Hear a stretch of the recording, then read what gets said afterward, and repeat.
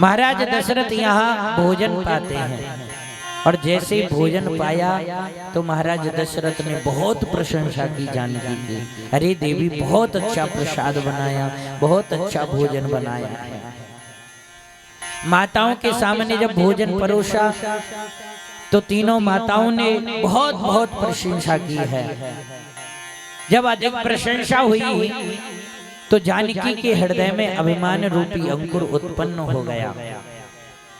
जानकी जी सोचती हैं मैं तो बहुत अच्छा भोजन बनाती हूँ, बहुत जल्दी भोजन बनाती हूँ। अब तो नित्य राम जी से कहती हैं जानकी कि राघव संतों को निमंत्रण दे करके आओ। अरे मैं बहुत अच्छा भोजन बनाती हूँ, बहुत जल्दी भोजन बना देती हूँ, आप संतों को निमंत्रण दे करके आइए। जब जानकी नित्य कहने लगी, अपनी प्रशंसा स्वयं करने लगी, बोले मैं बहुत अच्छा भोजन बनाती हूँ, बहुत जल्दी मैं भोजन बनाती हूँ, आप जाओ संतों को निमंत्रण दे करके आओ। हमारी माताएं भी ऐसा ही करती हैं, भोजन जब कराती हैं ना तो बदले में प्रशंसा चाहती हैं। भोजन परोसने के बाद वहीं खड़ी हो जाती हैं कि कुछ बोले महाराज। अब कुछ नहीं बोला तो आगे से पूछ लेंगे महाराज कैसा ना भोजन है, खीर कैसी बनी, सब्जी कैसी बनी। महाराज बोले बहुत अच्छी बनी है। अब खीर परोसी सबसे छोटी कटोरी में, सबसे घर में छोटी कटोरी, उसमें खीर, और वो भी एकदम उबलती हुई धुआं दे रही है खीर।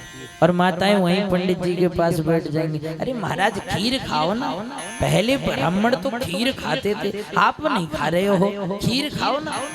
अब पंडित जी कैसे कहें कि खीर तो धुआं दे रही है, इसको खाएं कैसे। मतलब हम जो भी कार्य करते हैं ना, माताओं से मतलब नहीं है, बाबा लोग भाई लोग भी जो भी कार्य करते हैं हम चाहते हैं बदले में हमें प्रशंसा मिले, और प्रशंसा ही अभिमान का कारण बन जाती है। जानकी नित्य कहने लगी, प्रभु जाओ संतों को निमंत्रण दे करके आओ, ब्राह्मणों को निमंत्रण दे करके आओ। राघव एक दिन धीरे से बोले, कहे जानकी सच कहूँ ना तो संत और ब्राह्मणों को जीवने के लिए मत बुलाओ। बोले क्यों? बोले संत और ब्राह्मण बहुत ज्यादा खाते हैं, तुमसे उनकी जठराग्नि शांत नहीं होगी। जानकी बोली, प्रभु मैं भी किसी से कम नहीं हूँ, बहुत जल्दी प्रसाद बना देती हूँ, आप एक बार निमंत्रण दे करके आओ। कितने भी संत लेकर के आ जाओगे, मैं अकेली भोजन बना भी दूंगी और अकेली भोजन खिला भी दूंगी, आप तो आराम से बैठे रहना, बस आप एक बार निमंत्रण भर दे आओ। जब राघव समझे कि जानकी के हृदय में अभिमान वृक्ष का रूप धारण कर चुका है, तो राघव एक दिन निमंत्रण देने चले और पहुंच गए अगस्त महामुनि के पास। और अगस्त महामुनि से जाकर के कहने लगे, गुरुदेव आप प्रसाद पाने के लिए पधारे, भोजन पाने के लिए पधारे, परंतु गुरुदेव एक छोटा सा निवेदन है आपके चरणों में। बोले क्या? बोले जब तक मैं मना नहीं करूं ना तब तक आप भोजन करते रहना। अगस्त महामुनि बोले ठीक है राघव चिंता मत करो, जब तक आप मना नहीं करोगे तब तक हम भोजन पाते रहेंगे। पहुंच गए राघव वापस। जानकी ने पूछा, प्रभु निमंत्रण देकर के आए?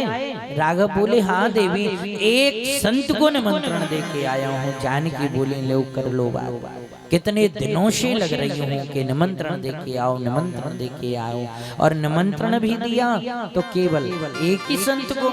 अरे ज्यादा नहीं तो कम से कम 10, 20, 50 संतों को तो निमंत्रण दे करके आते। राघव बोले जानकी पहले एक संत की तृप्ति तो कर देना, बहुत ज्यादा खाते हैं। जानकी बोली प्रभु आप चिंता ही मत करो, आप तो बैठे रहना, मैं अकेली खिला दूंगी भोजन। ठीक है। सुप्रातः काल हुआ, जानकी सुबह 4 बजे से अपने नित्य कर्म से निवृत्त होकर के रसोई बनाने लगी। इतने पकवान बनाए, इतने पकवान बनाए। जानकी ने बोले, राघव कह रहे हैं, स्वामी कह रहे हैं कि संत ब्राह्मण बहुत ज्यादा खाते हैं, इसलिए पहले इतना स्टॉक कर लो कि कम ना पड़े। इतना बना के रख लिया कि पूरी अवध नगरी एक साथ भोजन करने बैठ जाए तो भी भोजन कम ना पड़े। इतना भोजन तो जानकी जी ने बना के रख लिया। अगस्त महामुनि जब पधारे, चरण धोए, चरणामृत लिया और सुंदर आसन पर विराजमान कर दिया है। अगस्त महामुनि के सामने भोजन की सुंदर थाली जानकी लेकर के आई हैं। और इतनी देर में राघव ने इशारा कर दिया हाथ जोड़ के, बोले गुरुदेव कल की बात याद है या भूल गए? अगस्त महामुनि बोले, चिंता मत करो प्रभु, पहले आने तो दो, अभी तो कुछ सामने ही नहीं आया है। जानकी थाली लेके आई हैं, भोजन परोसा और मेरे अगस्त महामुनि भोजन पाने लगते हैं। जानकी दोबारा रसोई से वापस लाई ना भोजन, तब तक तो थाली बिल्कुल साफ। जानकी सोचने लगी, बाबा ने गजब कर दिया, कहीं ऐसा तो नहीं है बाबा छुपा रहे हो।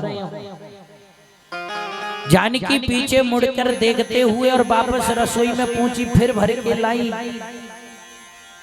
थाली, फिर भोजन परोसा है, फिर वापस दौड़ करके जाती हैं। जानकी रसोई से वापस लौटती हैं, इतनी देर में थाली साफ कर जाते हैं अगस्त महामुनि।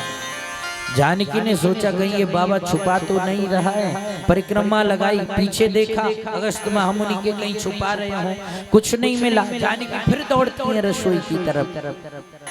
सुबह से शाम हो गई, बनाने को तो समय ही नहीं मिल रहा है, बस परोस रही है जानकी। पूरी रात हो गई भोजन पाते पाते। जितना स्टॉक किया था, जितना बना करके रखा था ना, जानकी ने वो पूरा भोजन अगस्त महामुनि पा गए हैं, खा गए हैं। अब तो जानकी को चिंता हुई, सोच रही हैं स्वामी ठीक ही कहते थे, संत और ब्राह्मण बहुत ज्यादा खाते हैं। जानकी ने नेत्र बंद किए और गणेश जी महाराज को याद किया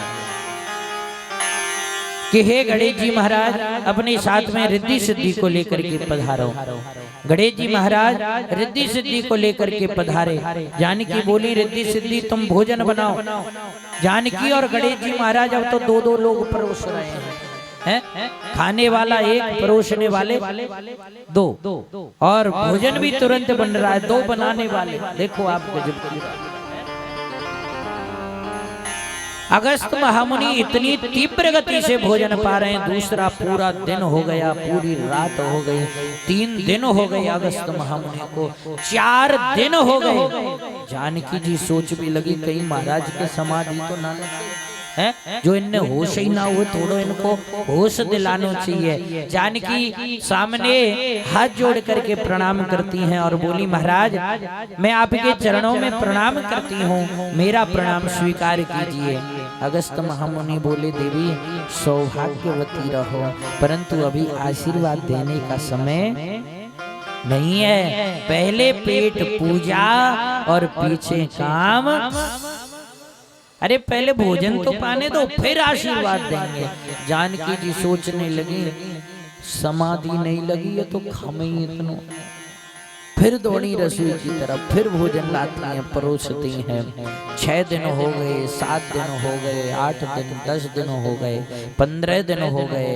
15वें दिन जानकी जी हाथ जोड़ करके बोली, महाराज जब आधो भोजन हो जाए ना तो जल पी लेना चाहिए।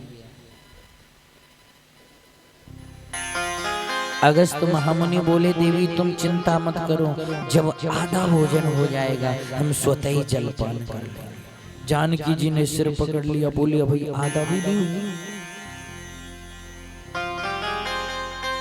जानकी जी फिर भोजन परोसती हैं, और सत्य तो यही है कि भोजन जब पाओ ना तो आधा भोजन हो जाए तो जलपान कर लेना चाहिए।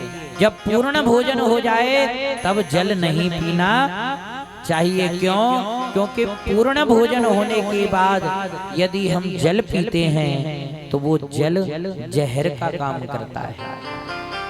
इसलिए पूर्ण भोजन होने के बाद कम से कम आधा घंटे तो जलपान करना ही नहीं चाहिए। पानी नहीं पीना चाहिए भोजन के आधा घंटे तक।